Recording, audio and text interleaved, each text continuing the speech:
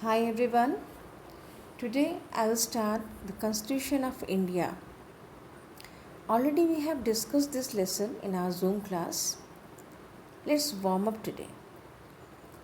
Now what is Constitution?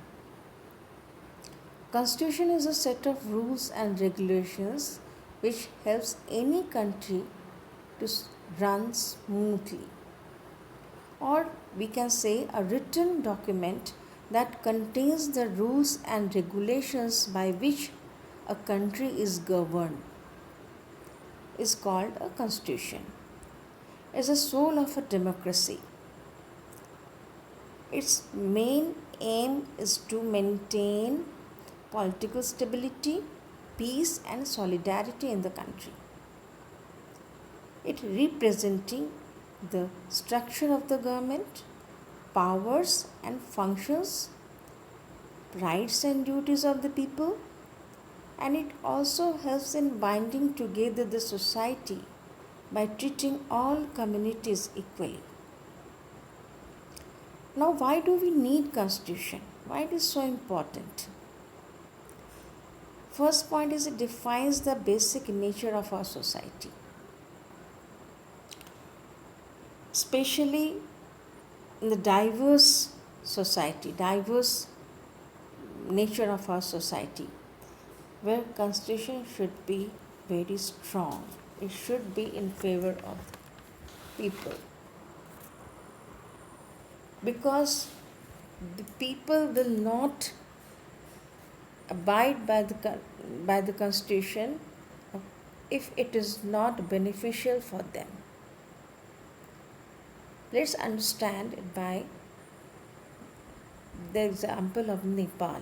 Nepal was a monarchy where King Gyanendra was a king and he ruled over the country with his own terms and conditions. He framed his constitution. He never thought about the people. So, what happened? The people refused to accept the constitution, even they refused to accept the king. And finally, the king was stripped of all his powers, and 2008 Nepal was declared Federal Democratic Republic. So it's very important. The constitution must be strong. It should be in the favor of people. Otherwise, people will not accept. Secondly, it describes the nature of the country's political system. Suppose Nepal had a monarchical system. All the decisions were taken by the king and his ministers. But in a democratic setup, constitution plays an important role, crucial role. It lays down the guidelines for the selection of representatives, distribution of powers, and puts down a system of checks and balances to ensure that no one misuses power and authority. It means what? That in democratic setup, in democratic country, each and every person or citizen of a country, whether it is a president of India or a simple citizen, all people are equal in the eyes of law and they have to follow all the rules and regulations equally. Even the higher authority and higher officials, they cannot misuse their powers. In Indian Constitution, the fundamental rights includes rule that protect the interest of the citizen against misuse of authority by government officials or politicians. So Constitution checks this, supervises this, whether any politician or officials are misusing their power or not. If they are doing so, they have to face consequences. Another important function of the constitution is to protect the interest of the minority against the domination of the influential section of the society. It means intercommunity and intra-community. What is intercommunity? When one group of people dominating over another group, it might be upper caste over lower caste, or it might be inter-religion. So no one can do that. The upper caste cannot dominate over lower caste, and any religion cannot dominate over minorities, cannot dominate over on the basis of the minor religion group or religious group. So what happens in intra-community domination? Intra-community domination happens when powerful members dominating other members in the same community. For example, you cannot discriminate anyone on the basis of their financial condition or status in the society. The Indian Constitution strictly prohibits discrimination on such grounds as caste, creed, gender, class, race, financial condition, status. You cannot discriminate.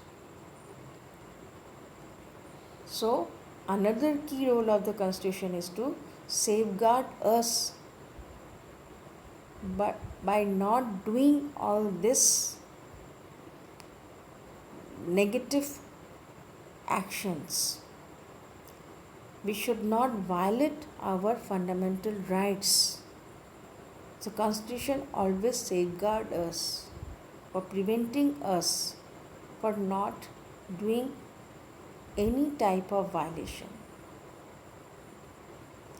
Now, I think it's clear for you why do we need Constitution is very strong. Our country's Constitution is very strong. It's totally based, whole Constitution is based on equality and equality everywhere. Each and every person is equal in the eyes of law. Now next segment is Indian Constitution. The framing of Indian Constitution. How it was framed. In 1943, the first Congress put forward the demand for a Constituent Assembly. And in December 1946, with the Dr. Rajendra Prasad as its president, the Constituent Assembly was formed with 300 members. These 300 members met regularly to frame or draft our Constitution. And their vision was that the free India should be a democracy. The Dr. B.R. Ambedkar, father of the Indian Constitution, was the chairman of the drafting committee. And it took 2 years, 11 months and 17 days to draft the Constitution. And it was approved on 26 November 1949. And it came into force on 26 January 1950. So Dr. Rajendra Prasad was the president of this Constituent Assembly, and Dr. B.R. Ambedkar was the father of the Indian Constitution. He was the chairman of the drafting committee.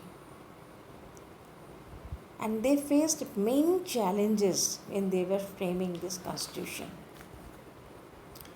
Because India was a country made up of diverse communities that spoke many languages, different religions, practiced distinct customs, traditions.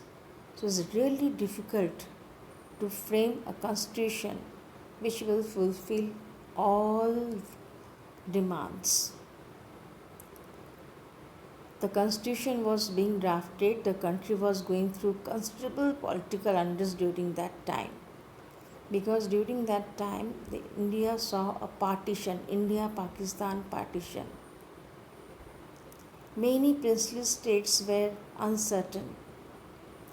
They were not ready to join our India. And socio-economic situation of the majority of the population was miserable.